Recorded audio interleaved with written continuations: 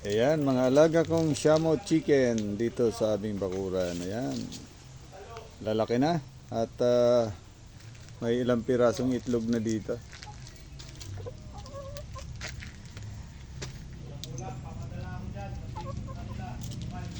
Ayan, pinakawalan ko na yung dalawang inahin. Ito yung tandang. At nandun pa yung isang tandang. Ayan.